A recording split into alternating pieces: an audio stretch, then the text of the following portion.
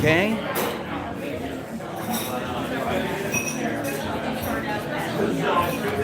Look, glad to see my people already here. What's up, y'all?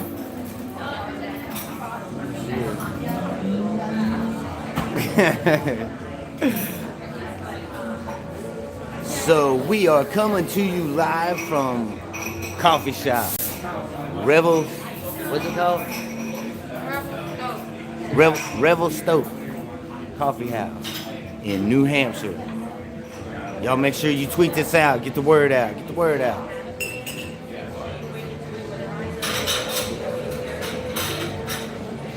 Yeah, I saw NPR did. What's up, boys? From Mindful Skeptics. So they want me to read this question. Y'all.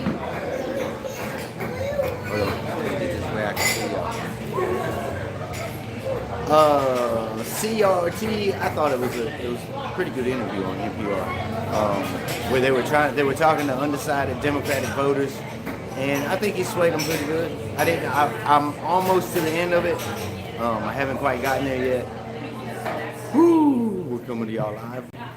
Okay, so they want me to ask Andrew this question, right? So I want y'all to tell me what y'all think if I should ask this question. They're saying there's an organized effort to boycott Israel led by people who think Israel has no right to exist at all. They apparently believe that we should not use Israeli technology like flash drives, medicines, and such to treat Parkinson's and multiple sclerosis or WAIDS. If the boycotters had their way, we wouldn't even use iPhones because of the chip that runs in them. Why would I even ask this question? Like, what kind of relevance does this question have? Never mind, y'all. I'm not gonna ask this question. I don't really care.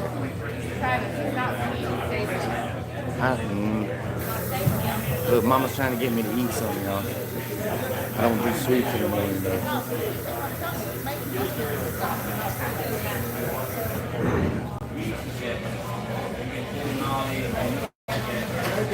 Yeah, I'm not gonna ask that. That shit sounds crazy time banana pants. They don't want us to have iPhones and stuff like that. What is that? Read that question. Man, that don't make no sense. I need something to drink.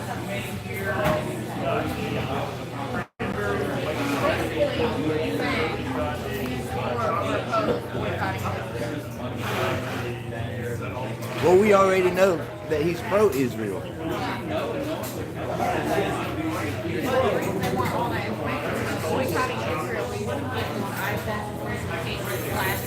Whatever. We're not gonna. It's okay. We are in a coffee shop. So please get this out. We have the super chat going. Let's get this turn around here for a second. So a couple things real quick. Gang has a new donation thing up on the website, trying to raise $1.5 million by October 31st. So if we can get in there and do that, that would be awesome. I need some of this coffee, I promise you.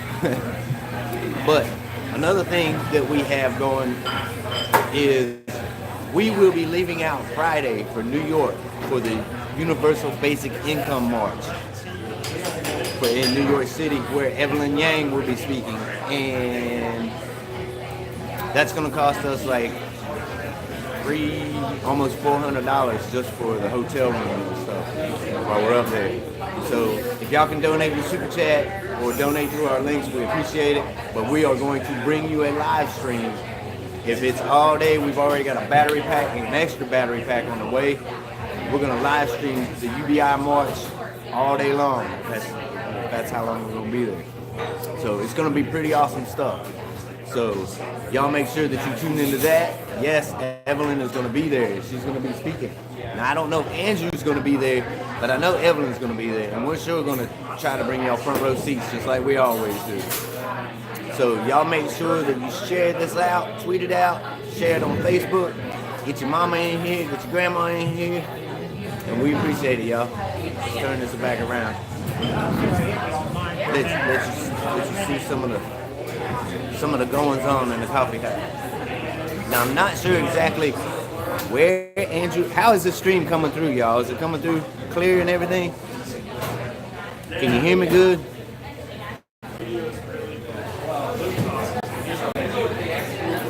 Okay, so Andrew will be in San Francisco probably, and Evelyn will be in New York.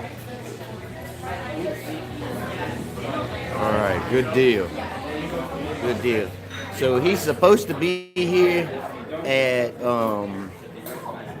what time is it now? About 11:30.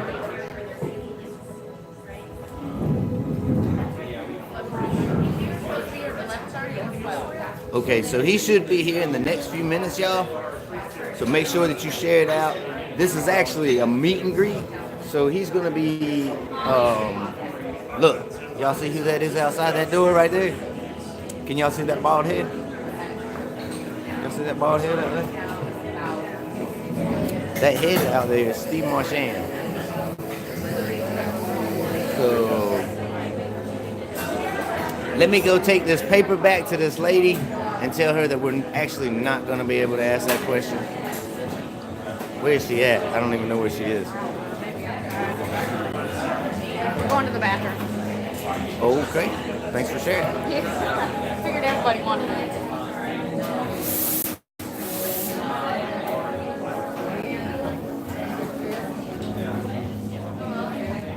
This coffee shop is in Hampshire. And hold on just a second.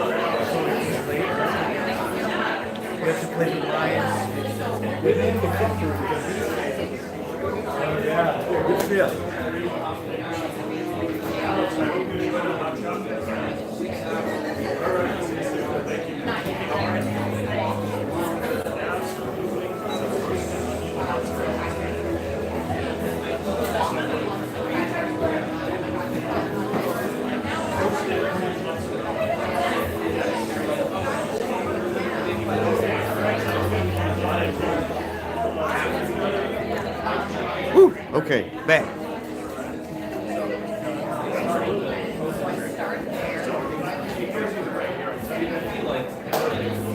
All right, Yang Gang. So I had to go take him that question back, you know, because I didn't want to ask Andrew that. I mean, it was pretty irrelevant to me. I don't know. So anyway, yeah, give it back to him. Y'all saw Steve Marchand, big New Hampshire politics guy. He is a blessing for this campaign, for sure. He is good people, and he is always fighting for Andrew Yang. We got to have 60,000 New Hampshire votes in the primaries, y'all. We got to have it. And here's the thing. In New Hampshire, you only have until Friday to register as a Democrat in order to vote. And so like we can't, like after this Friday, we won't have any kind of what do you call it? We'll have to actually target only New Hampshire voters, Democratic voters, because people who are unaffiliated or haven't registered to vote won't matter in the primaries. So, man, we have got our work cut out for us. November 1st, I know it's Yangapalooza. I don't know that we'll be able to make it out there for Yangapalooza. I know it's going to be a historic event, but November 1st starts registration time in Vermont for voters to get him on the ballot. And we feel like it's more important for us to use our voice here in Vermont and secure the over 1,000 signatures by ourselves that are going to be needed to get him on the ballot in Vermont. You know, we got to have Vermont too, so you know we're right here at it. So we figured that we would use our voice there, and we get these 1,000+ signatures to get Andrew Yang on the ballot in Vermont. And then we're going to spend our time trying to Yang New Hampshire, y'all. So like, share, subscribe if this is your first time here. Share it out. Andrew will be here in just a few minutes. You saw Steve Marchand has already shown up. He said that he had to tell Andrew a different time so that Andrew would actually be on time. Human-centered capitalism. That's right. I love human-centered capitalism. Right, so if you are just joining us, we are live at the coffee shop. We got people who don't even know they're on YouTube. Well, that's because it's just now growing in Vermont, y'all. Like, we can't even start collecting signatures in Vermont until November 1st. So, we've already got the forms on the way. And I told the man who was over it to make sure that he sends us enough lines for us to get like 1,500 signatures, because we're going to do it by ourselves if we have to. But he will be on the ballot in Vermont. I promise you that. So y'all like, share, subscribe, tweet this out, get it out there. Andrew should be here any minute, y'all. Gang, gang.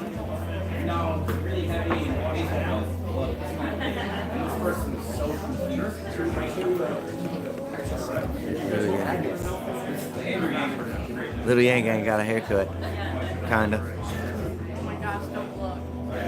Oh, we love it. It's beautiful.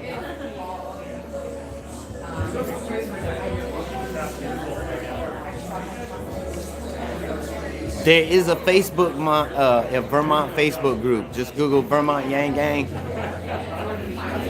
or VT Yang Gang, and you will find it. And we need to make sure that anybody that's in Vermont that is registered to vote, doesn't matter if you're Democrat, unaffiliated, Republican, doesn't matter. We just need 1,000 registered voters to get Andrew on the ballot, but we want to have extra so that nobody can say anything, nobody can, you know, whatever.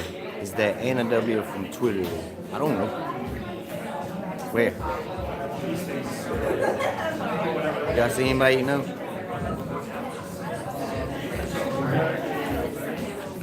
We're hanging at the coffee shop. Why do you end up using that one? I don't know, because it's here. Look. There's somebody with a camera. Who's he?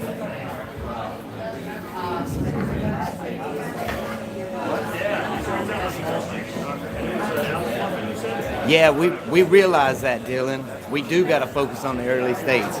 But here's the thing. If we don't have 1,000 Vermont signatures, then he's not going to be on the ballot. So, like, we got to do both. We can't just leave Vermont to its own devices, not when we're here. And this goes for almost every state. Every state has to. Every state, y'all, just about has to have signatures to get Andrew Yang on the ballot. And we are up here in New Hampshire right now. And we're trying to Yang everybody in New Hampshire because it's an early voting state. But November 1st, we got to get those Vermont signatures too. It's not a, you know, we got to do both. And it's going to take a lot of effort, y'all. So if y'all can support this, please support it. Support it through the super chat. Support it through donation links. Every dollar helps, y'all. And we will be at the UBI March in New York. So y'all make sure that you tune into that on Saturday. Evelyn, that's all I got to say, y'all. Evelyn. Let's see if we can get that beautiful face right there. Look at that. You want to say hi to the Yang Gang? Yeah, say hi to the Yang Gang. What up, Yang Gang? We are here in Concord, ahead of Andrew's second stop of the day. He was at St. Anselm in Manchester this morning. Awesome event. He did a great job. He was sharp. Lots of Q&A, lots of selfies. They even make you sign these wooden eggs. It's called Politics and Eggs. So they, everybody that attends gets this nice wooden egg, and then made for signing. So they all get in line, they all sign the egg. They want that more than they want the selfie. Because the egg, so some of these folks will go to all of the candidates. So some of these people have like 15 eggs over the course of the last year, signed, and then they make a nice thing at their house or display. And it's all the signatures of everybody that ran, pretty much. And that tells you how important New Hampshire politics is. Because They all come here. Every candidate knows this is, I think it's true for Andrew maybe as much as anybody, but there's a reason why you get these weekends with 7, 8, 10 candidates going through the state. I mean, I think Iowa's going to whittle this field down, and then New Hampshire's going to really whittle it down to probably 3 to 5 candidates that'll realistically still have a chance after New Hampshire. And obviously, I think we're going to be one of them. And then it moves on very quickly to Nevada, where I hear we can do really well. South Carolina, where the field will be even smaller. And then Super Tuesday is the big day. 40% of all the delegates for the entire process will be determined on one day, March 3rd. And that's only 3 weeks after the New Hampshire primary. So when we're in the middle of the battle, it feels like this thing goes on forever. But once New Hampshire happens, pretty much half the delegates will be decided between New Hampshire and Super Tuesday in 3 weeks. how are you feeling about it? I feel good about it. I mean, I'm getting tired, but how do I put it? I'm not sleepy, but we get some sleep, and we got a great team. We're adding people literally every day. And the only thing that limits how fast we grow our team in New Hampshire is how fast we can find talent, and how fast we can get them from wherever they live into New Hampshire. But the fundraising was awesome in the third quarter, so they have pretty much told us, find talent, hire talent, get them here, build a field operation. We're up to about a half dozen offices already in New Hampshire. We were at one, 6 weeks ago, so we're at 6 now. I think we're going to be at 12 in less than a month. And, the geography, we planned it out, and now we fill in with people, and they contact voters every day. That's what we do. The deadline to register in New Hampshire. So if you are a registered Republican and you want to vote in the Democratic primary, I presume for Andrew, then it's actually an unusual deadline. October 25th, this Friday, at the end of the day, is the last day that you can be registered one of the 2 major parties and re-register either to undeclared or to the other major party in time to be eligible to vote in the presidential primary in February. Now, a lot of people get confused about this. If you're not registered to vote, you can register to vote the day of the primary. You can walk right into the place you're going to vote and register if you're not registered to vote at all. If you're an undeclared voter, that's what we call independent voters in New Hampshire, you can pick your ballot when you walk in. You don't have to do anything. So if you're not registered at all, you can walk up that day and register. If you're registered Democrat, obviously you're good to go in this primary. If you're registered undeclared, you're totally good to go in this primary. The only people that have a deadline that matters right now are registered Republicans in New Hampshire. Us Trumpers. You got it. And that matters because we connect. And so we've been trying to get the word out. We have people we've identified as Yang supporters who are registered Republicans, and we've been working to communicate to them because we don't want people walking in on primary day all excited, and then they're like, sorry, you can't take the Democratic ballot. And if you take the Republican ballot and then write in Yang, I appreciate it, but it doesn't count towards the Democratic vote. So it won't do any good. So that's something we spend time thinking about these days, It's all about strategy now. It is, every day. So, and he'll be here around noon, and we're excited about it. He was here a few months ago. We'll have a bigger crowd here for this one, I bet. A lot of press following him around. And then we're on our way to Plymouth for the college, Plymouth State University. It's going to be awesome. Very excited about the college campuses in Andrew. And then we go to North Conway tonight, and that RSVP list is looking really good. We will be there. And it's going to be great. And then it's at Tuckerman Brewery. Awesome beer. And then get some rest, and then head up to Berlin, which is the northernmost city in New Hampshire, tomorrow. And that's looking pretty good too. And Berlin's a city that I think Andrew uniquely among Democrats can do well in. So, you know, we're trying to get him every hour we got Andrew in New Hampshire. I want to bring that out and use him. And that's what we're going to do. Steve, I appreciate it. You guys are awesome. Always awesome. All right, keep watching, baby. You heard it there, Yang Gang. Y'all make sure you like, share, subscribe, tweet this out. Get some eyeballs in here. New Hampshire, it's so important, y'all. That's why we are here. We appreciate any donations to the Super Chat, any donations to our links, and probably have to go back 1 or 2 videos to find the links because we haven't got them up yet. But New Hampshire is so important to Andrew Yang. 60,000, that's our target number, y'all. We gotta get 60,000 New Hampshire votes. And that's to put him in the top 3. And you know what? I don't know if y'all know this about me or not. I'm a little bit competitive. I don't want to be in the top 3. I want to blow the doors off of every one of these establishment Democrats because that's just the way I'm made, y'all. Let's just do this, man. I want to take New Hampshire by storm, man. And we are going to have to get out the vote. Y'all, we are up here every day fighting in New Hampshire just about. And if we're not bringing you these events, yeah, exactly. So 60 million Californians. Y'all, that lets you know the importance of this state. I mean, it's crazy. Why do we only have 129 people in here? That's crazy. Y'all get some people in here. Y'all tweet this out. Max your card on Yang for sure. For sure, a fundraiser. $1.5 million to raise on the website by October 31st, Halloween. Y'all, we got to make this happen. You know we're going to be donating all the time, y'all. All the time. Yeah, people are still sleeping in California for sure.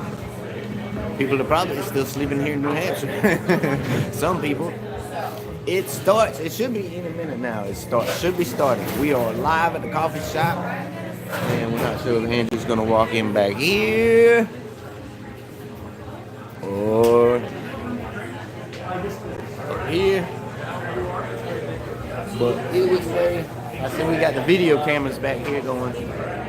Right, media. You know grassroots always gets the best seat. We always got the best seat in the house. We are not constrained by typical media protocol.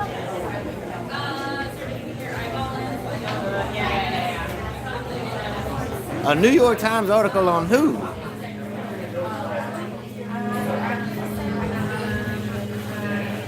Snaprilla said, hey man, I got a New York Times article on who? Is there a New York Times article on me? I mean, that would be cool. I don't believe we've ever spoken to the New York Times. Hey, Lacey, somebody's saying that it was in a New York Times article. We were. Oh. That's it. Okay, no. Yeah, okay. They wasn't talking about us. They're talking about Fred. Do I look like... Hold on. Y'all look at my face. Do I look like Fred? I am way prettier than that, man.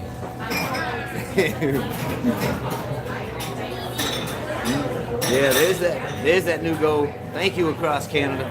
We got $175,000 and we need 1.5 million. Look. There we go. It wasn't about me. I'm way prettier than Fred.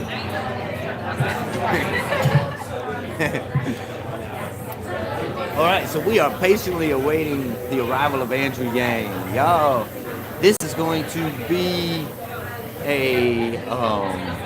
the first of 3 live streams today. okay? So we're coming to you from the university here in a little bit, and then we will be in Conway, New Hampshire tonight, live streaming the event there. So, beauty contest between Russell and Fred. I already know. I win hands down, man. Come on. I mean, Fred's pretty and all, but not that pretty.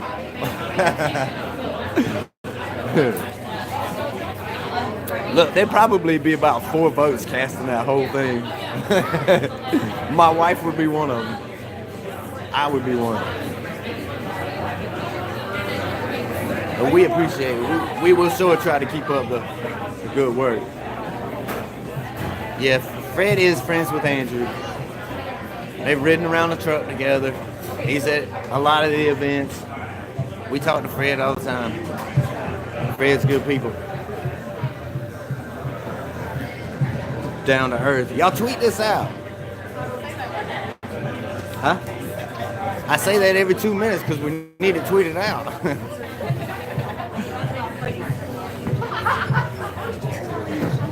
Russell more beautiful. Appreciate it. So Andrew should be here any moment, y'all. Really want to see what's in the mystery box. What mystery box? Oh, is there a mystery box on there? I did hear that Andrew might be driving the truck. Oh, I think that's a great idea, Taylor, for the campaign to start buying some airtime here in New Hampshire. Man, we got to get his name out. Because, like, even with as well known as Andrew is, his name recognition is still pretty low. And if y'all look, the number of people who say they are in a certain camp, but who still haven't 100% decided to vote for their candidate, it's a huge number. So, y'all, there are so many low-hanging fruits out there. We got to get them, especially here in New Hampshire. So, I'm going to pan around here to the back. Let y'all see some of the... Now, about 20-30 minutes ago, this place was fairly empty. And now, I'm trying to get out that sunlight, y'all. Let's see if I can move this over here. See if I can cut that glare. That better? I'm not sure. Yeah. Okay, so here's what I think. Logistically speaking, Andrew's not going to be speaking in front of the restrooms. So I'm going to say he's going to be up here. Up here. And me too, Emily. We like to stay in public places. We are going to be at the beer factory later tonight. So we're going to be streaming to you live from a brewery. So hopefully somebody will be nice and buy us a beer. Or buy me a beer. Mama Yang Gang really doesn't drink beer. So, but yes, we like the public places. Hold on, let me get this out here. The ball guy said beer. So, we like door to door. Okay, there's nothing like going door to door. But the fact of the matter is, y'all, we've got less than a football season to do this. And anybody that watches football, watches the NFL, y'all know how short the NFL season is. I mean, it goes by like that. So we have very, very limited time. So we have to yang people at a much bigger rate. And the way that we can do that is to be in more public places. I mean, y'all know I got a bullhorn, right? And y'all know I like to talk. And we've got a lot of footage of these things that we're doing. Y'all, we just don't have time to get it all up. I mean, our time is so full, you know, because we're trying to cover Andrew with these events for y'all. And, I mean, I don't know. I mean, maybe we can stop covering events for you. What we really need is an editor. We need somebody that can, would be willing to work on footage and start getting it out for us. Because, Mama Yang Gang can only do so much editing. And we can only do so much, trying to do everything at one time. Because it's just us, y'all. So, y'all know anybody out there that can do editing, get in touch with us, send us an email or something. So, we love y'all. Thank you. Ask Steve about running a fundraiser. Jay Dozer, thank you so much for that. Y'all don't know how much we appreciate that. Yard sign. All donors get sent a yard sign, bumper sticker. That would be a great way to get them on the street. Okay, but here, I'm going to tell y'all something. And while that is a huge, and that's a great idea, right? We are working with somebody to get 1,000 signs. Okay, we need 1,000 Andrew Yang signs. And if we can get that, man, we can get his name right. We can do that work. That's work that we can do. We've already got people willing to help us put out the signs. And we've already got some locations picked out where they'd be at the most effect, to where a lot of eyeballs will be on these signs. But we got to be able to get those signs. And this is why it's so important. Y'all listen, 1,000 signs, it's no joke. 1,000 signs is going to cost about over $1,000 probably. That's at $1 a sign. You're not going to get them much cheaper than that. So, yes, I appreciate that, Emily. Yes, hit the super chat. Y'all, we appreciate it. Y'all tweet it out, share it on Facebook. This is the first of 3 live streams that we're going to be bringing y'all today. And hopefully Andrew will get here within the next couple minutes so I can shut the hell up and y'all can enjoy him. 1,000 signs, yeah, but we gotta have the resources. It's like I can't do it, by myself. We gotta have it. And somebody's supposed to be trying to work on something, but I don't know how it's gonna work out, y'all. We'll see.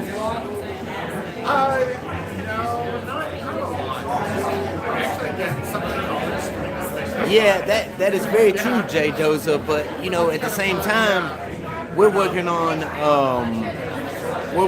a certain dollar figure amount that we have, and so should Andrew spend the $6 million that we still have in the bank on signs, giving signs to people, or what's the best, most effective use of that money? So I don't know. Hey, I would love to have a beer from Germany. That's where my people are from, Germany and Ireland.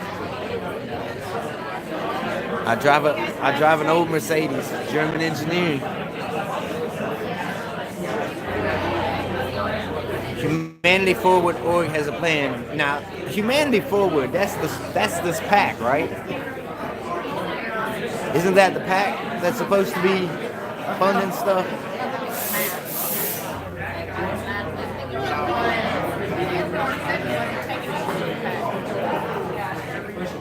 Yeah, but at the same time, it's like you can only do Math Pack, yeah.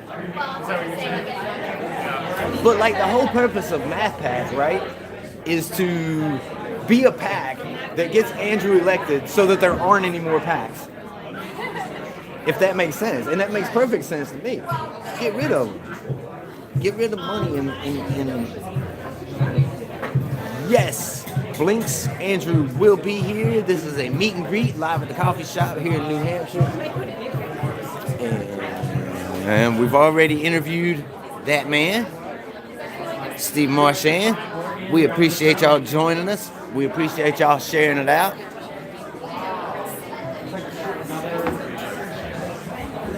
And Andrew will more than likely be speaking up here at the front, because I doubt he's going to be speaking in front of the restroom.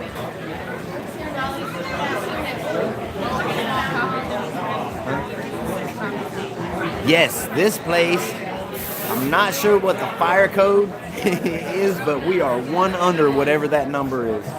We are one under that number. And it's the longer we stand here, the more full it's getting. These people are here to see Andrew Yang mostly, but there's a lot of undecided people here too. I was talking with the ladies outside, and they are out here and they are collecting signatures and stuff. And so there's a lot of undecided people here too. Andrew should be. Hey, look, I'm sorry, y'all. What do you want me to do? I can't make Andrew hurry up. Jeez.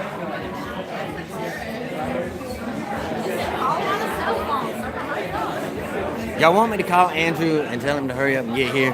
But then I would have to end the live stream. You know? I'm sure Zach's got him on point.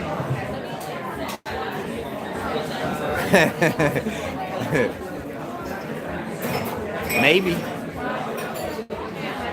Elon Musk pack. That'd be cool. We are leaving okay, so let me give you a quick rundown of the schedule real quick. First live stream you're watching right now. There will be a second live stream and a third live stream today. So make sure that you stay tuned. Ding that bell. Y'all ding that bell so that you get a notification when this live stream starts. So, then also tomorrow morning, we will be doing a live stream for y'all at a breakfast. And then Friday, we will be leaving for New York City for the UBI March. And we are going to stream that live for y'all too. Evelyn's going to be there. Hopefully we'll be able to meet her. It's going to cost us like $400 for the hotel room. Mama Yang Gang's trying to get my attention. Hold on, y'all. I'm going to turn you back around. Say what now?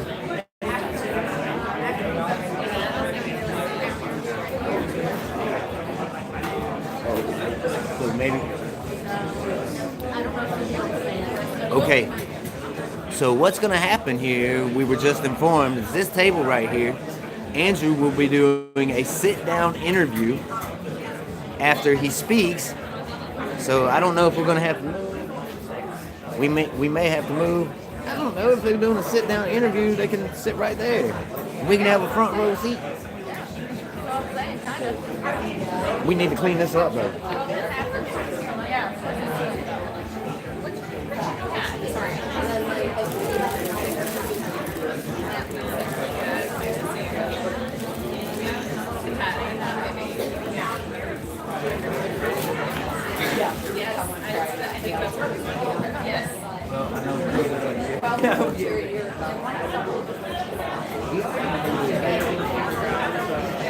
Look, my future president is going to sit right here in this table. Where's the trash can?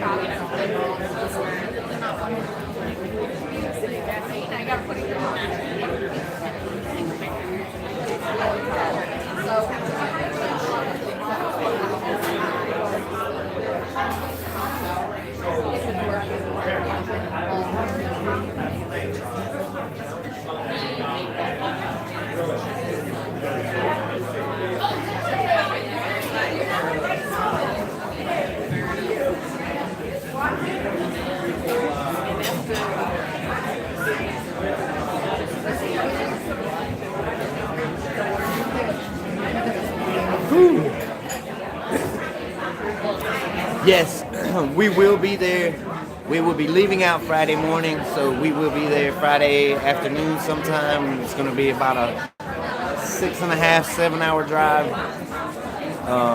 So it's going to be, we figured it up, y'all, and it's going to be about 10 plus hours of driving over the next couple days. It's a lot of fuel. So we will be staying in New York Friday night, and we will be at the UBI March streaming live for the Yang Gang. So, like, share, subscribe, donate if you can. Tweet it out! Tweet it out! Are you not tweeting? So, and if you're just tuning in, Andrew will be doing a sit-down interview at this table as soon as he's done speaking. So we are holding the table for him, and hopefully we'll be able to bring you a front row seat. Hopefully. If they don't make us move. But I am media. Yeah, I can. Yes, it is Evelyn Yang. We'll be there at the UBI March. in New York City. Evelyn Yang will be there.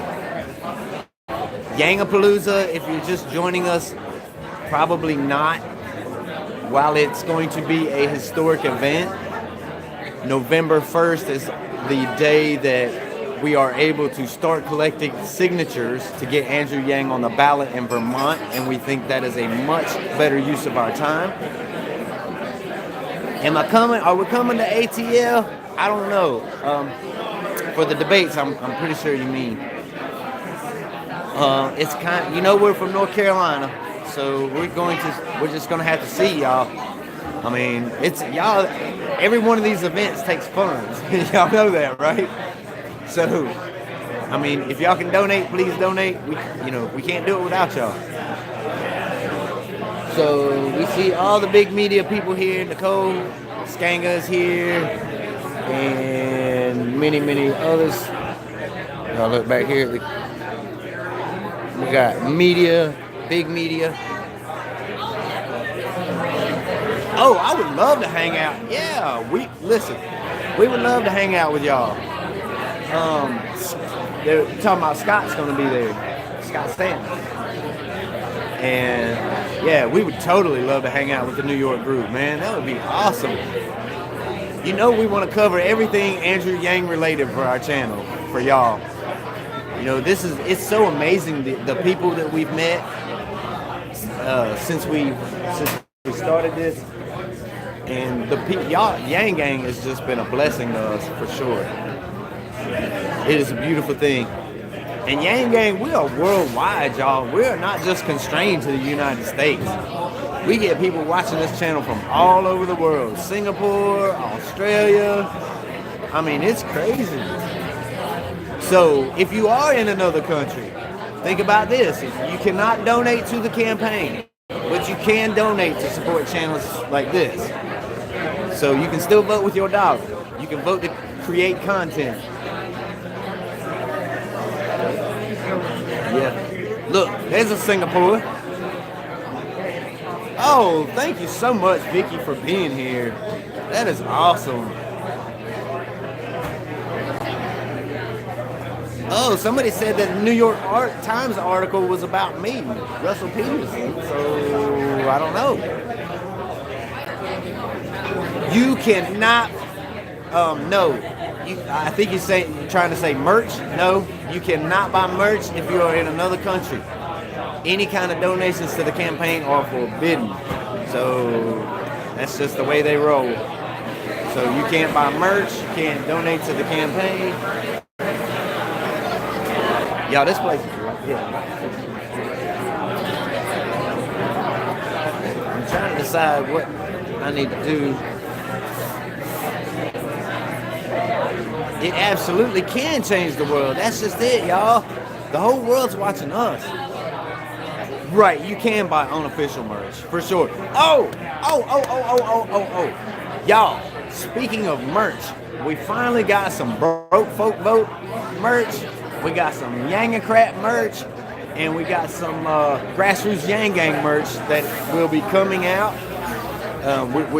We're trying to finish up the designs, and then we will get those linked up. I mean, I don't know if y'all want any of it or not, but yeah, the Broke Folk Vote is real. And these Broke Folk Vote shirts look way better than the ones we used to have. So I'm pretty excited about them. We're tripping people in the aisle here. I don't know about all that. We cannot condone anything that would hinder the campaign.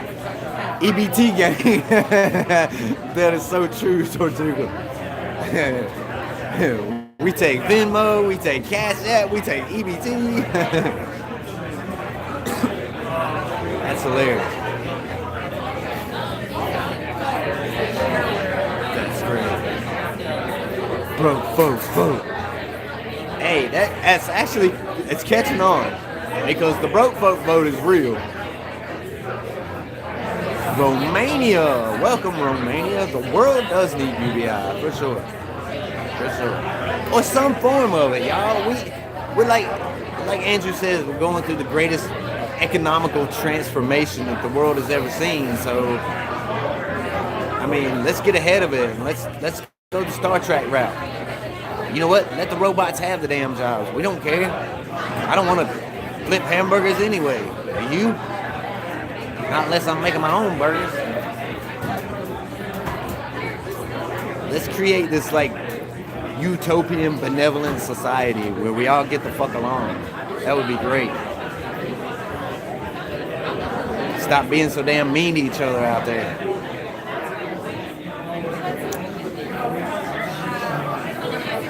And that's one thing that like makes me mad about. Uh-oh, wait, I think we got action. I see a camera going up front. Let's see. Let's see if I can.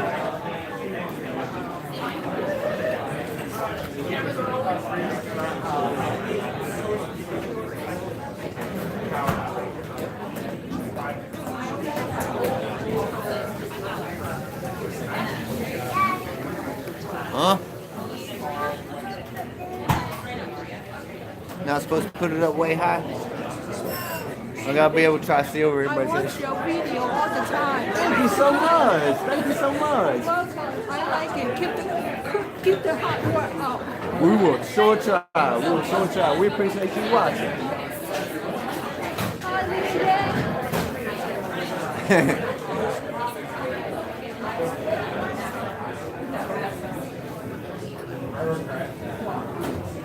What can non-U.S. citizens do to support Yang? You can vote with your dollar by supporting channels like this, who are putting in the work and trying to bring y'all as much Andrew Yang content as we can. You can always vote with your dollar, y'all.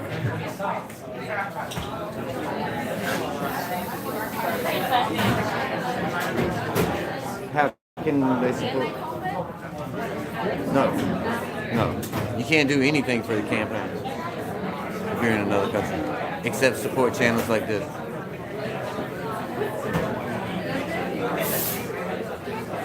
So we are waiting on the Masked Singer to be revealed. It's a coffee shop, Sass. Why you sassing me, Sass?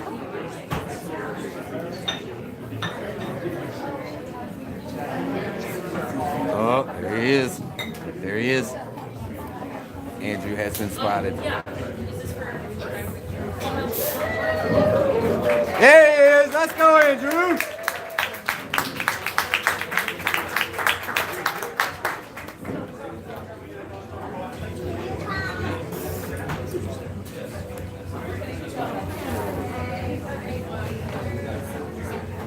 I might should have brought my bullhorn for Andrew.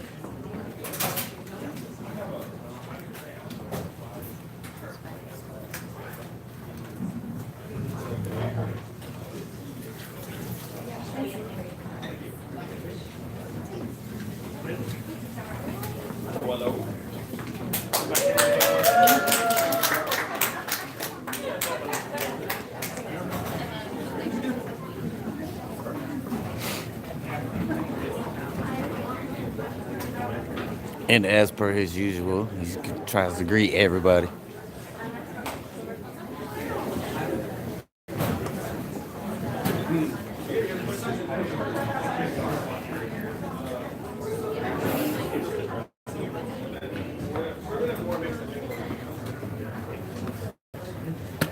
Thank you all for coming today. He is going to go to the restaurant.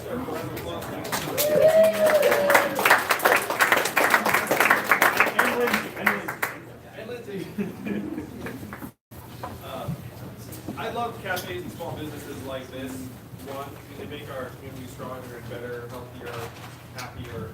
And the question is, how do we create an environment where you have more small businesses opening their doors and not shutting down? I went to high school here in New Hampshire. How many of you all knew that? You didn't know that?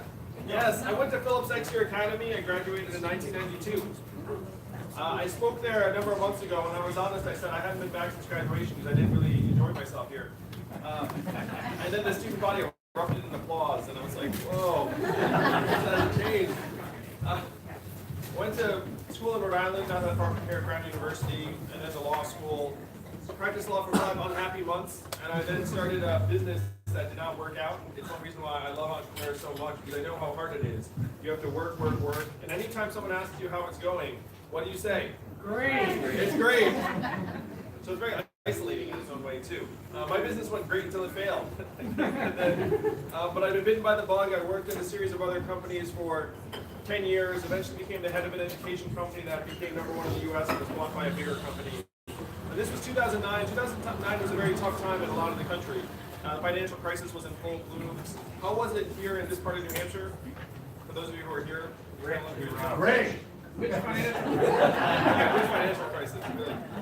So I thought I had some insight as to why the financial crisis had occurred, because so many of the people I'd gone to Exeter and Brown and Columbia with had headed to Wall Street and created these exotic financial instruments that had crashed the economy.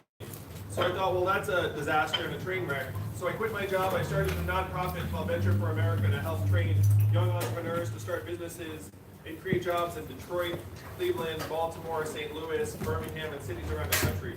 I did that work for 7 years, but I started to feel like my work was like pouring water into a bathtub that had a giant hole in the bottom, where any job we were creating, we were losing 10 or 100 jobs because of technology and bigger economic trends.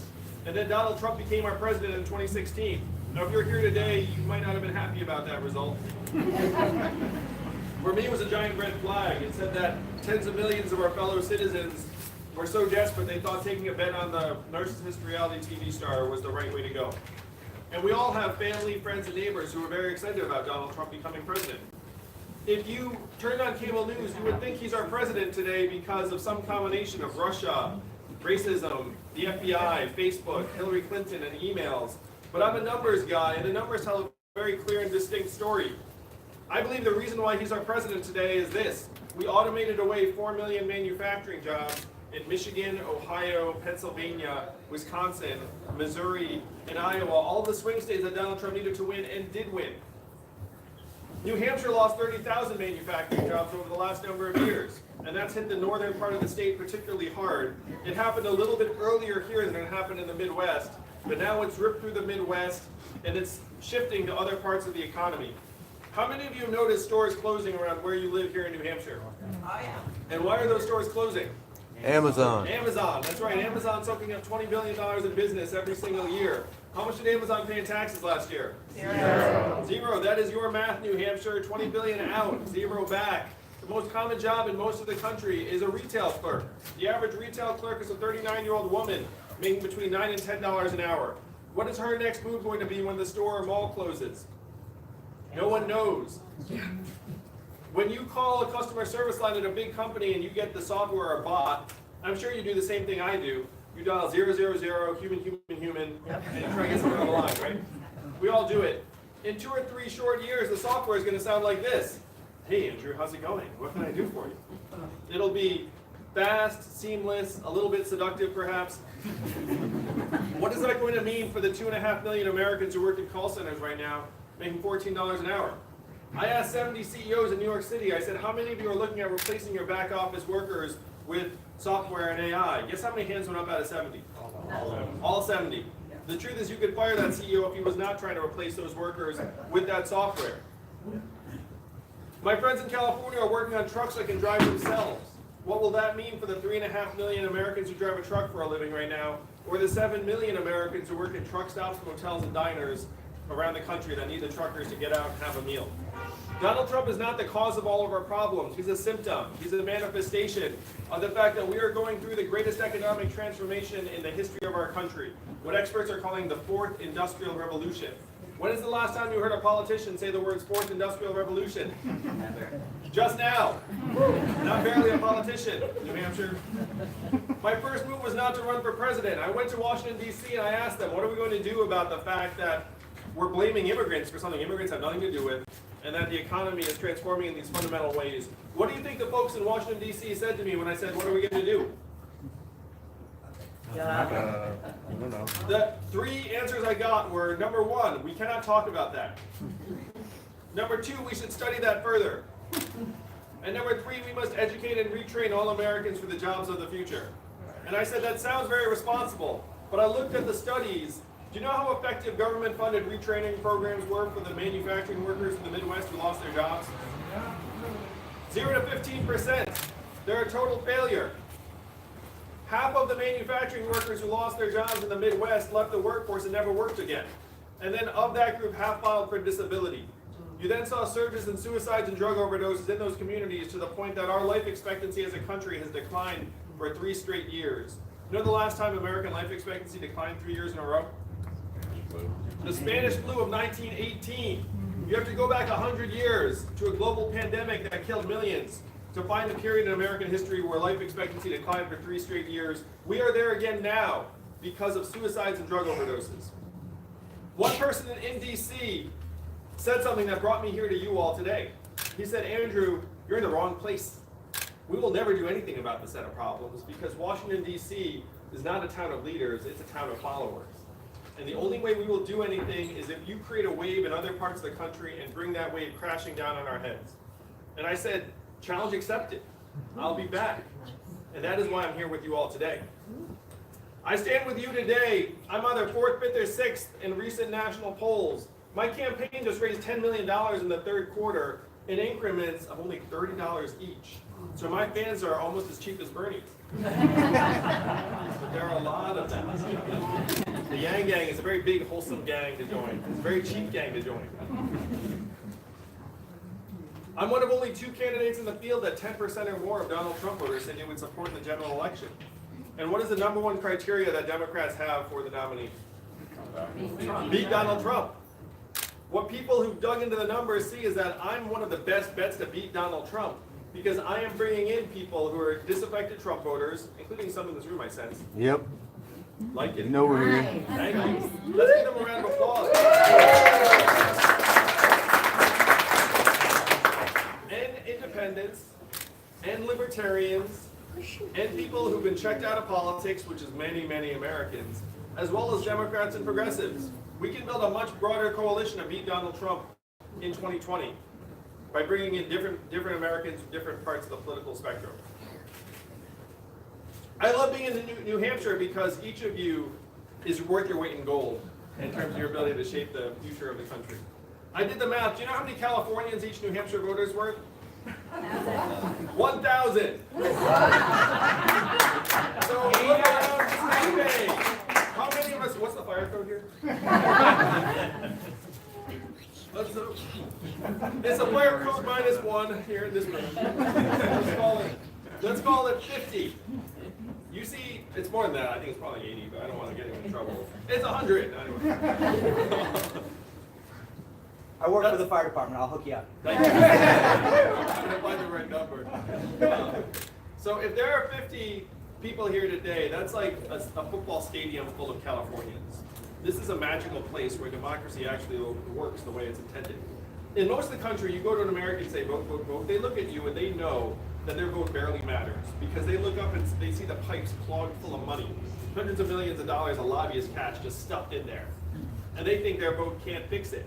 They are generally correct. Their vote cannot fix it, but your vote can. That is the magic of this place.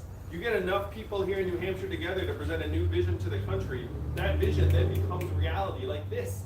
You all can shape the course of history. It's why I'm not the first presidential candidate you all have seen. You know, we all come here asking for your vote because you all have superpowers when it comes to changing the course of American history. So what are you going to do with that power? What is the vision we need to present to the rest of the country? If you've heard anything about me in the campaign, you've heard this. There's an Asian man running for president who wants to give everyone $1,000 a month. Remember that? First time you heard that? Nothing like the first time. The first time you heard it, it sounded like a gimmick, it sounded like a joke, it sounded like it would never happen. But this is not my idea. Thomas Paine was for it at the founding of the country, called it the citizens' dividend. Martin Luther King fought for it in the 60s, called it the guaranteed minimum income, and it is what he was fighting for when he was assassinated in 1968. 1,000 economists, including Milton Friedman, endorsed it in the 60s. It was so mainstream, it passed the U.S. House of Representatives twice in 1971 under Richard Nixon. It was called the Family Assistance Plan. And then 11 years later, one state passed a dividend where now everyone in that state gets between $1,000 and $2,000 a year, no questions asked. And what state is that? Alaska. And how do they pay for it? Oil. And what is the oil of the 21st century? Technology. Data, technology, AI, self-driving cars and trucks. How many of you saw the study that said that our data is now worth more than oil? Raise your hand if you saw that study. Keep your hand up if you remember getting your data check in the mail. Did it get lost? Where did the data check go? I'll tell you where it went. It went to Facebook, Amazon, Google, and these trillion-dollar tech companies that are literally paying zero in taxes. The reason why we're working on self-driving trucks is because it will save $168 billion a year if we automate truck driving. How much of that will you see? How much of that will the American public see? Zero. Because it's going to flow to the bottom line of these mammoth tech companies who pay zero in taxes. This is what you have to keep from happening, New Hampshire. You have to say, look, we get it. We see what the realities of the 21st century economy are, and we want to make it work for everyone. So after I'm president, thanks to you all, and this $1,000 a month dividend comes into your hands, how will you spend it in real life? Where will it go? Mortgage, yes. Childcare. Childcare. New businesses. Maybe you'll come by Revelstoke and splurge a little more often. How much of it would stay right here in New Hampshire? Most all of it, not all of it. You'll upgrade your Netflix subscription and you buy an extra blender on Amazon. But most of it would stay right here in New Hampshire. It would go to businesses right here. It would go to daycare expenses and Little League signups and local nonprofits and arts and culture, car repairs you've been putting off. The money would flow right here through the state over and over again. This is the trickle-up economy from our people, our communities, and our families up.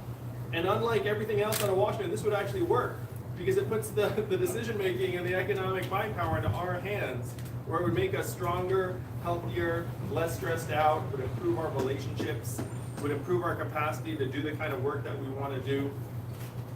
It would also recognize the kind of work that my wife does every day. She's at home with our two boys, one of whom is autistic. What is her work included in GDP right now? Zero. Zero, and that's nonsense. GDP is at record highs in this country right now, also at record highs. Stress, suicides, drug overdoses, student loan debt, financial insecurity. Again, right now GDP is going in one direction and life expectancy is going in the other. Which do we listen to? What we need to do is we need to line up our measurements with how we are doing and start measuring our economic progress through childhood success rates, mental health and freedom from substance abuse. How about clean air and clean water? Income and affordability. If we change the measurements, then we'd see the reality of the problems on the ground and start making real progress. As your president, I will show the real measurements every year at the State of the Union. I'll be the first president to use a PowerPoint deck at the State of the Union. For those of you who are applauding, you definitely should join the Yang Gang. So that's the feeling vision. I think I'm your guy. This is the vision we can take to the rest of the country very, very quickly of a 21st century economy that actually works for us, that makes us stronger instead of serving the bottom line of these corporate masters. You all have the power, only you. If this does not come out of New Hampshire, it dies. And then we have 4 more years of the stores and malls closing, of the AI getting smarter, of the self-driving trucks hitting the highway. We cannot let this happen. Donald Trump's our president today because he got some of the problems right. He went around saying he was going to make America great again, and what was Hillary Clinton's response? It's already great. America is already great. Remember that? That did not work. We need to acknowledge the severity and depth of our problems, but then present real solutions. Donald Trump's solutions were the opposite of what we need. What were they? We're going to build a wall. We're going to turn the clock back. We're going to bring the oil jobs back. We have to do the opposite of these things. We have to turn the clock forward. We have to accelerate our economy and society as quickly as possible. We have to evolve in the way we think about work and value. And I'm the ideal candidate for that job, New Hampshire, because the opposite of Donald Trump is an Asian man who likes math. Thank you very much.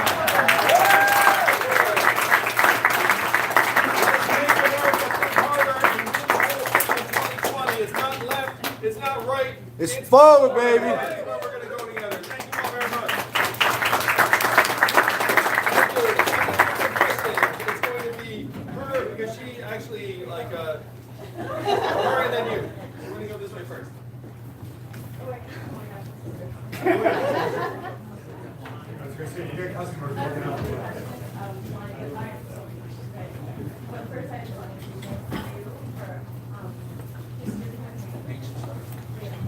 Yeah, thank you. I'll give you a hug.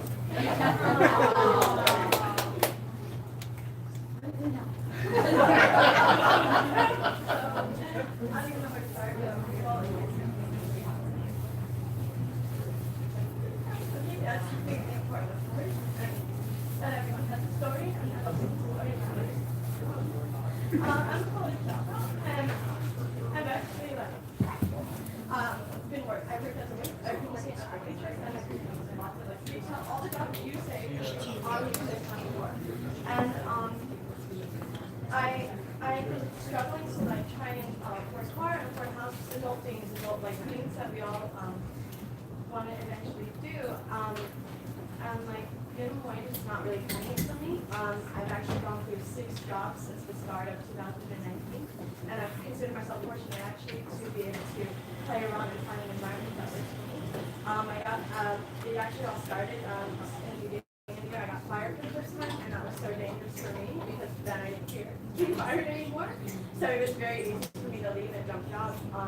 So I usually do waitressing on the weekends because that's where the money is, and then some the front desk to fill the other time for consistent hours.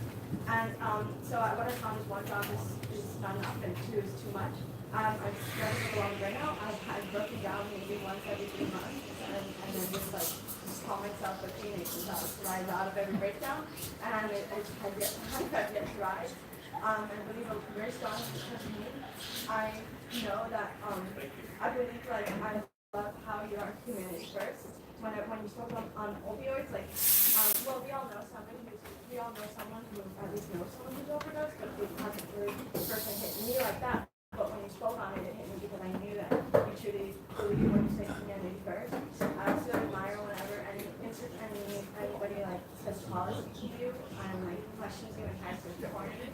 You have the exact right response, and you really can't say anything to you without being understood because you're like, well, I care about humans, so like. Thank you so much for this. Yes. I'd love to speak to some of the things that you described. Yes.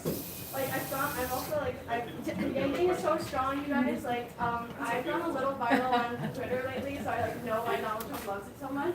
And like I just like I tell her so much people in this campaign. I need to do everything I can to help. But like I don't know how, and like.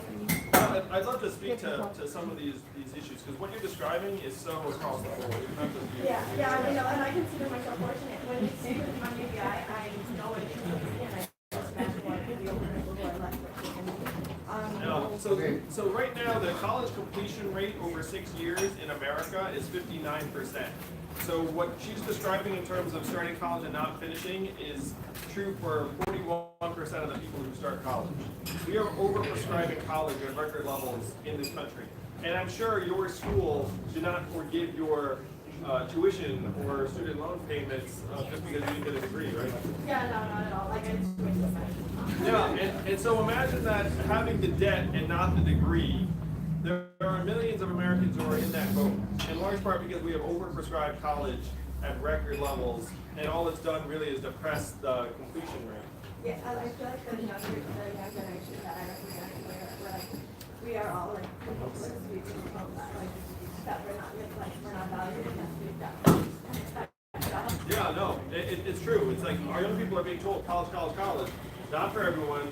You go there, and we made college 2.5 times more expensive over the years, and it has not gotten 2.5 times better. Certainly, the results have not gotten 2.5 times better.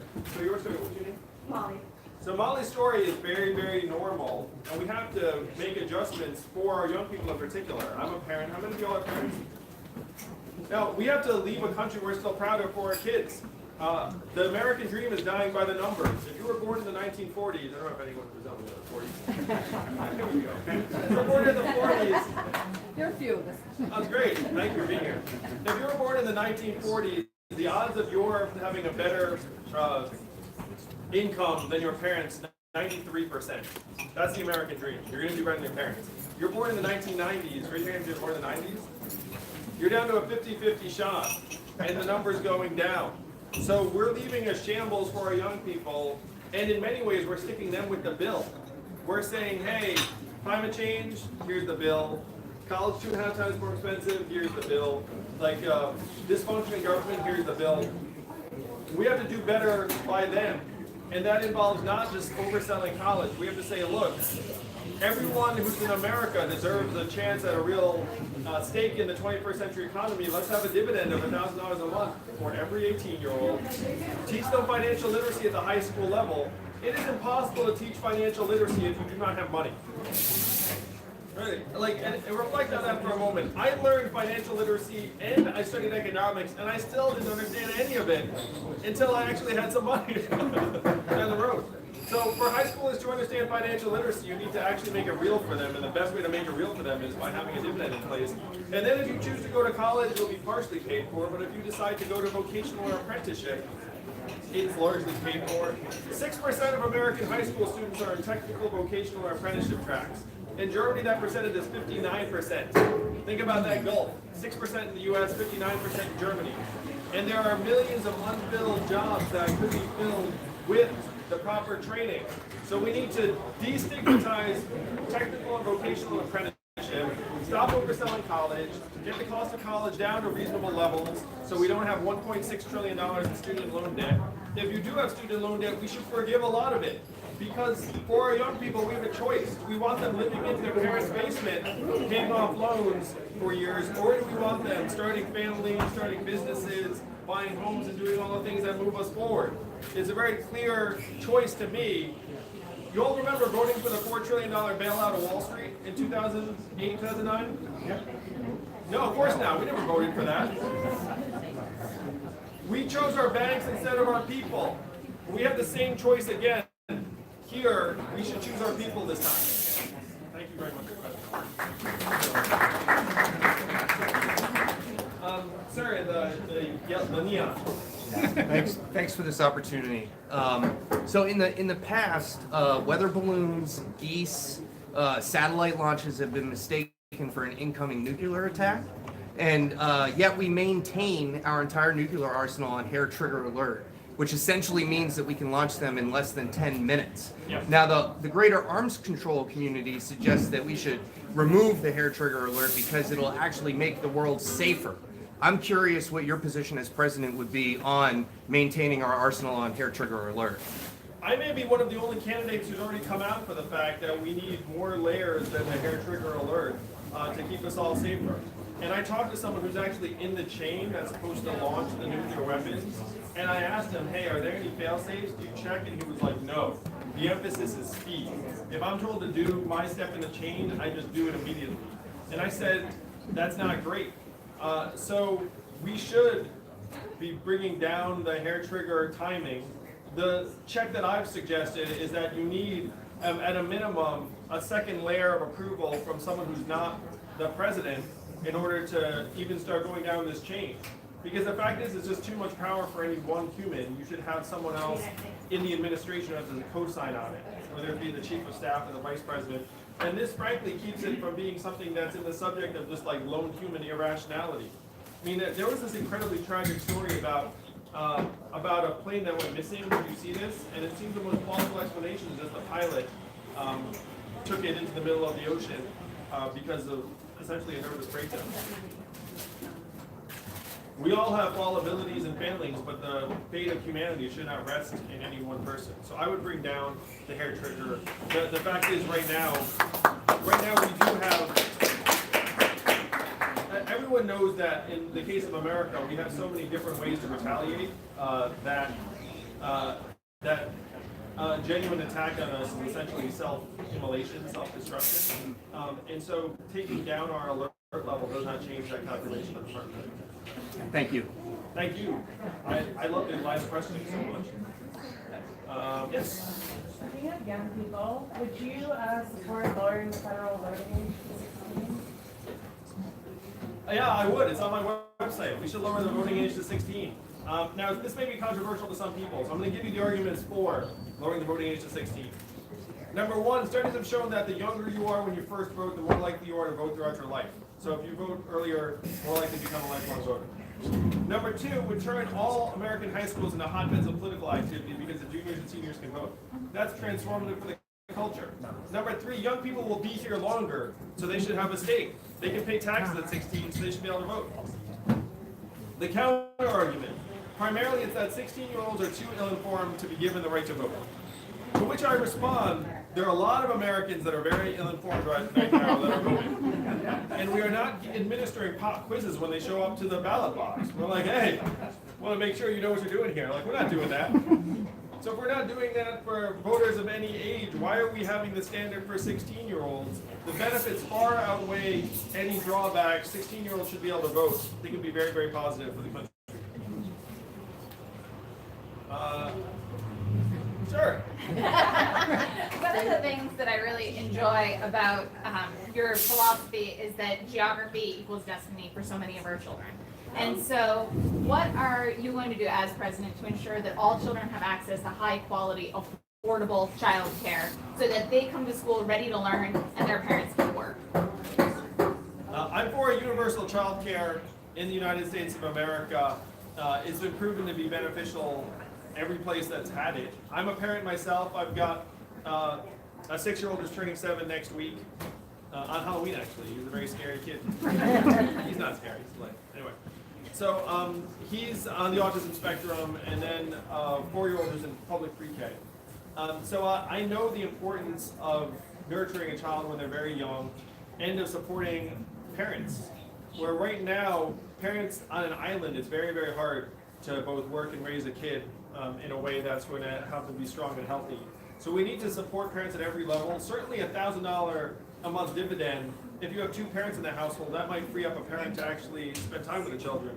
But if everyone's working, then we need to have childcare that's affordable and available to parents. Quality childcare is worth its weight in gold. As a parent, like if you find a childcare provider that you're excited about, you're like, oh my gosh, the greatest thing in the world, right? Yeah. And you find that, you're just like, oh, and you know when they actually care about your child and will invest in them. And you also know when they won't, when they're just sort of there and just like, it's, you know, it's like you're just sort of like there are child care providers out there where it seems like the mission is like, keep the kid breathing. You know what I mean? The kid breathes, I have succeeded. And then there are child care facilities where it's like, hey, we're going to actually try and drive the development of this child. And we need to create the latter environment for as many Americans as possible. Thank you. Thank you. There's something here? What's going on? No, I'm sorry. Are you speaking up? All right, and the glasses. Sorry, in the back, yeah. Thanks for taking my question. You've already kind of touched on a little bit of this, but I'm wondering, what would you do to end Alzheimer's, and what would you do to support caregivers? What was the second? To support caregivers. Caregivers. I think there's a saying that you're either a caregiver, you will be a caregiver, or you will need a caregiver, and those are the only 3 categories of human beings. I'm excited about the freedom dividend in part because it will augment the resources for an aging population to be able to build support systems around people. Alzheimer's is a killer that we can actually make rapid progress on if we invest the proper resources. I've been really encouraged by some of the cutting edge research to the fact that we might be able to unlock the actual mechanism that's causing Alzheimer's in the brain. We're learning more and more about it. But Alzheimer's, when someone has Alzheimer's, it's not just them. We know it's the entire family, it's the community, it's years and years. And we need to put the resources to work to help support individuals who are in that position, because it's all of us. It's all of us at some point in our lives. One thing I'm very passionate about is right now, about half of Americans will never retire. There's a related issue.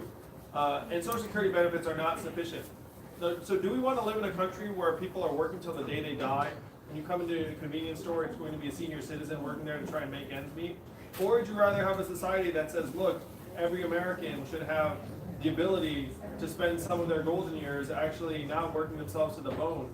To me, it's a very easy choice. If you have a freedom dividend that stacks on top of Social Security, which is what the freedom dividend does, that's a game changer. And then that also amplifies the level of resources to support people who are suffering with Alzheimer's and their caregivers and family members. But I'm very optimistic about some of the research I've seen. Thank you. Yes, Miss. Me? Yeah. Awesome. Thank you for taking my question. So my question is, what steps do you plan to take in the first 100 days in office to combat the climate crisis? How many of you are worried about climate change? Yeah. If you don't have your hand up, you really should. So you might have seen me stake out the new third position on climate change in American politics. Position number 1, climate change is a problem we need to fight. Position number 2, it's a hoax, we don't need to worry about it. And then Andrew Yang, position number 3, it's worse than you think. So we have to take huge steps. The last 4 years have been the 4 warmest years in recorded history. July was the warmest month in recorded history. A new study came out that said the ice pack in Greenland is melting at the rate projected in 2070 today. Think about what that's going to mean. I was in Portsmouth, and I was shown dozens of buildings that are now flooding regularly that were not flooding before. And there was a multi-million-dollar shrimping business that went to zero because the water got warm and the shrimp died. So this is with us right now, and we need to make massive adjustments. So the first thing we need to do is take some of the hundreds of billions of dollars that we've been subsidizing the fossil fuel industry with and move towards renewable sources of energy, wind, solar, hydro, geo, as quickly as possible to try and move us in that direction. The hard reality is that America is only 15% of global emissions. So even if we were to get everything right, the Earth probably keeps warming at a fairly constant pace. So you have to look at the other 85%. Right now, China is going to developing countries and saying, hey, got great news for you. I've got a power plant. It burns coal. Do you want it? And what do those countries say? Yes. Yes, we do. Because for them, it's just energy, energy, energy in the cheapest way possible. So if you're America and you want to change that, what do you have to do? You have to show up to that developing countries and say, hey, how about you don't take the coal burning power plant, and I've got all these incredible solar panels for you and wind turbines, and we're going to subsidize the heck out of them to make it so this is a no-brainer for you. We subsidize other things in our export-import bank. We need to be subsidizing renewable energy technologies. You like that? That's fantastic. The other thing is that we have to not have the illusions that if we do less of the bad, we're going to be all right. We have to do more of the good. That means reforesting tracts of land, reseeding ocean ecosystems. Right now, the Atlantic Ocean is losing 48% of its biomass every year. That's terrible. So we have to try and rebuild that biomass. We're actually seeding ocean beds with plant life that can then resuscitate some of these ecosystems. We need to invest hundreds of billions of dollars in making our communities stronger and more resilient. When there's a natural disaster in a community, who suffers the most? Poor people. Poor people. Often people of color, because those things overlap very strongly in the United States. People who don't have a car to get in to drive to safety. People who don't have adequate shelter. So $1,000 a month helps us all become more resilient, and then we have to invest billions of dollars to actually protect our communities. This part of the plan is called Move People to Higher Ground, which is a metaphor. It's not literal, but it's also literal. We actually relocated a town in Louisiana already because it was uninhabitable. There are climate refugees in the United States of America right now, and we need to start protecting ourselves and our communities. And the fifth thing is I would pass a constitutional amendment that says safeguarding the environment is a responsibility of the government for generations to come. One last question to take, and I'm attracted to the young man in the checkered shirt. Yes.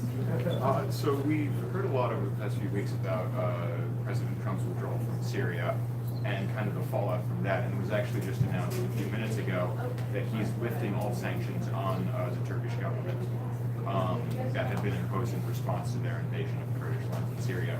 What would you propose to do about that situation, that problem? Well, that situation is a microcosm of what's happened. It's terrible. It's tragic. The fact is, you pull the rug out from under allies, and then you see the reality that follows very quickly. I've signed a pledge to end the forever wars. I don't think it's the will of the American people to be in a constant state of armed conflict for years or decades, and that is not the way the Constitution intended it either. The Constitution said Congress shall have the ability to declare war.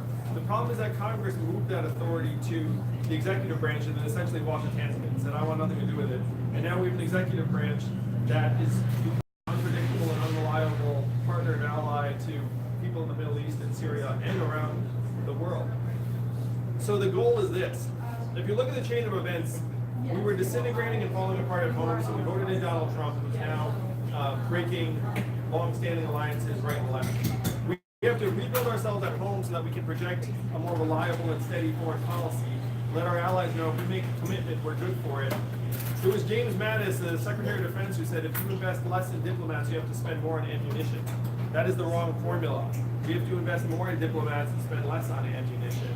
And that would be my priority as Commander-in-Chief. I think that was my last question because I'm going to choose selfies, and I have a feeling that might be a popular choice. But if you have any questions for me individually, please ask it of me when we have some time together. I just want to thank you all and thank Alex for listening.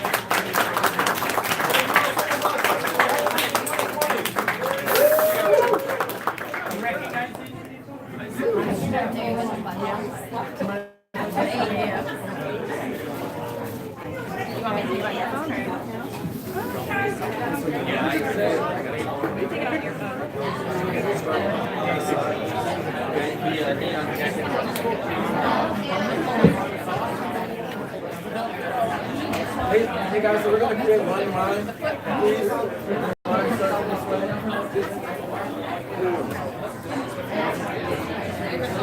You can just have your phone and everything.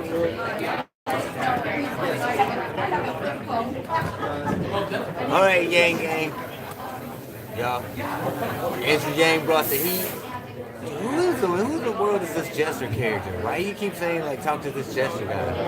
I don't understand. Like, who's Jester? Is he, like, a legend in the media business or something? I don't know who that is, Steve. But anyway, we've got 2 more live streams coming for you today. We appreciate y'all being here. See Mama Yang Gang in the back right there. Y'all see her? So, we're probably going to go ahead and break everything down and try to get out of here, get to the next one, get set up. Yeah, we appreciate the donations. Y'all make sure that you stay on point, and we will see y'all on the next one. Well, thank you, YL. We appreciate it. For sure. I think she's beautiful, too. Look, now y'all going to get me blushing. Don't make me blush. All right, we'll see y'all on the next one.